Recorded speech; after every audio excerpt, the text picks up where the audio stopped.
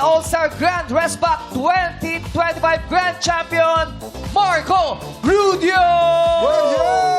Bumati muna kayo sa Madlang People. What's up, Madlang People? Marco Rudio, syempre pasalamatan din natin ang banda mong The Band Dogs. It's been a year since nakagawa ka ng marka or Marco, syempre sa All-Star, TNT All-Star Grand Resback 2025 kung saan ikaw ang Grand Champion. Yun yung talagang malalang kantahan, no? Everyday parang finals.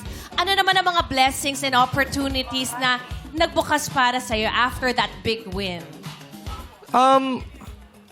Ano siya ate, sobrang dami niya kasi dumami yung gigs, unang-una. Oo, all over the world, diba? Yes po. Dumami yung gigs at syempre, nagkaroon ako ng konting pangpatayo ng studio ko. Wow! Congrats! Yun, dahil po sa TNT and sa Showtime yun.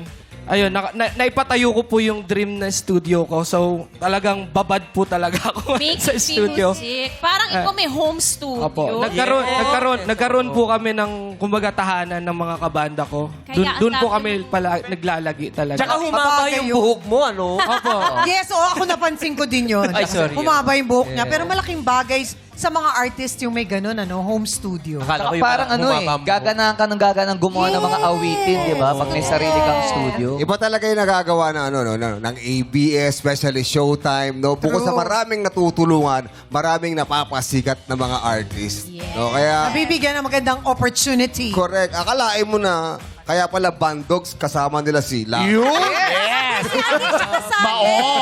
Miyembro talaga ako ng The Band Dog. Pero ikaw yung alpha, ha? Siya yung band, ako yung dog. Siya yung dog na band. The band yung bago. Kaya pala tuloy-tuloy yung paggawa niyo ng kanta. Marco, kwentuhan mo naman. Dito sa kanta na to, ikaw ba nagsalat nito? Yung Our Song? Actually, yung partner ko po ang nagsulat ng song na to. Yan, si Miss Yang Domingo. Hi, Mommy. I love you. Siya May po yung ibang nagsulat ng inspiration. song na to. Cute. Oh, bakit na? Anong kwento? Anong Naiiyak siya. Yung mga rap, Bakit kasi kasi parang emotional talaga kayo. No? Kwento mo yan. Di kasi medyo matagal na po itong song na to. Baga, nung nasa semifinals pa lang po ako ng TNT, we had a parang rough na start sa relationship namin. Hindi siya perfect.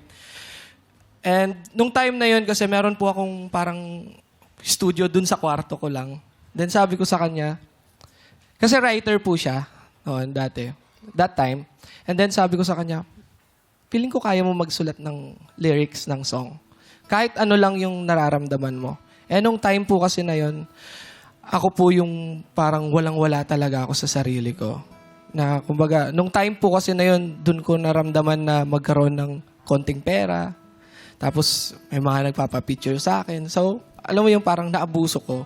Naabuso ko siya. And then that time, siya lang yung nag-stay, siya lang yung naniwala. Pero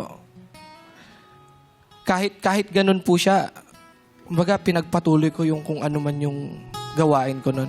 Pero hanggang ngayon, siya pa rin po yung, kumbaga, naging tahanan ko. Siya po yung... Choice. Your safest place, no? Para Yes to po. fall. Parang Yes po. ganda nung lyric.